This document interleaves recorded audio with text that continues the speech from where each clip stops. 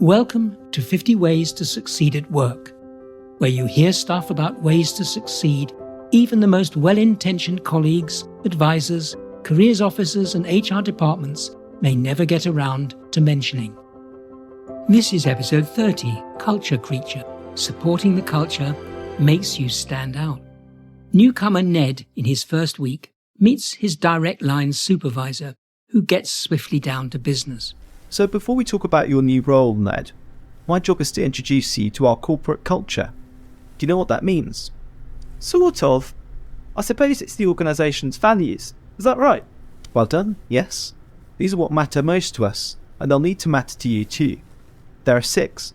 Integrity, accountability, passion, humility, simplicity, and results. With thousands of people across the globe, we have to align everyone around these 6 beliefs. I can see that, but how do you achieve that? It surely doesn't just happen. Certainly not. We spend much time reinforcing the desired behaviours and rewarding success. But how does that work in practice? On the ground, as it were? You ask good questions, Ned. I can see we're going to get along famously. We have a global recognition scheme that relies on a computer app, shared reports and case examples, let everyone learn how other people like you are bringing these behaviours to life daily. It's what's driving our success. Well, I begin to understand how you make it happen, but as a newcomer with no power to supervise others, how could I have any impact on culture? Oh, another fantastic question, Ned. I appreciate your point, so let me put it like this. You'll boost your chances of success here when our senior people and I see you embracing the organisation's values through your actions. They're like a compass for you, and the organisation as a whole. You mean these values help influence decisions and our activities? Exactly, yes. Since they don't change and remain stable, they often inspire and make people proud. We've had these 6 core values for several decades now. They stood the test of time. For example, they pervade our organisation and how it functions. They also help define the type of people it wants to attract. I think I'll take that as a compliment. Now let's relate this conversation to your situation at work. When people think or talk about culture, they usually have 3 main questions. What questions should I ask about the culture at work? What makes people proud to work here in this organisation? And thirdly, is risk-taking encouraged? And what happens when people fail? People often wonder, what question should I ask about the culture at work? Culture is about core values. So a critical question for someone searching for success at work is, what are my employer's core values? And do people practice them? These give you an essential clue for optimizing your behavior for success. Next, can you understand these core values? For example, could you describe them to a friend without a crib sheet to remind you what they are? To make sense of the culture at your workplace, try some or all of these questions to your boss and colleagues. Who are we? What's essential in this organization? What are our strengths and why? And what are our weaknesses? If you want to go deeper, try inquiring, what do you think this organization profoundly cares about and why? What's inspiring about this organization? What's the one thing this organization does to grow its people? And lastly, how do we prioritize things around here? People are often proud of their organizational culture and glad to be part of it. What creates pride includes things like giving back, in which employees support local charities and contribute to community events. Other factors behind pride in culture include employees who are optimistic about the future of the organization.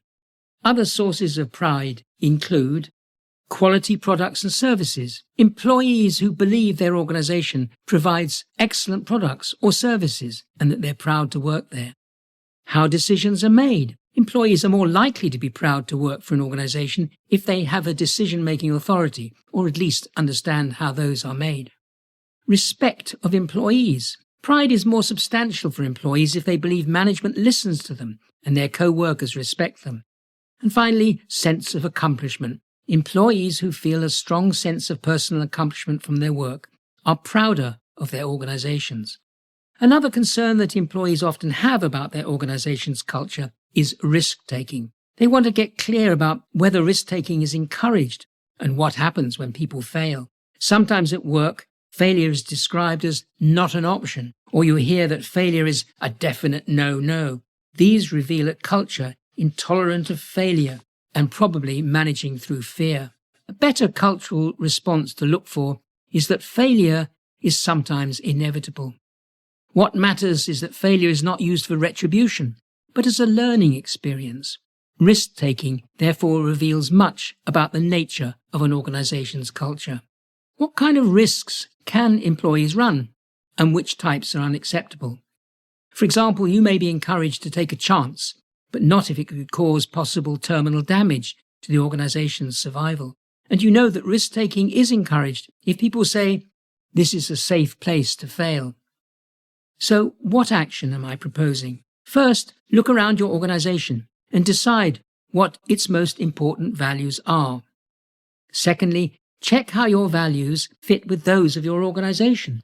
And thirdly, support the organization's culture by promoting its values through your daily behavior. And my takeaway from all of this? Support your organization's culture by letting people see that you demonstrate values through your daily actions. You've been listening to an episode of Andrew's 50 Ways to Succeed at Work. For more episodes, subscribe free to my regular weekly podcasts. You can catch up on past ones at the 50ways.site, where you can also become a Foundation member with access to e-learning units, further reading links, and the forum, where you can ask questions, share problems, and join a growing community of people who seriously want to succeed at work.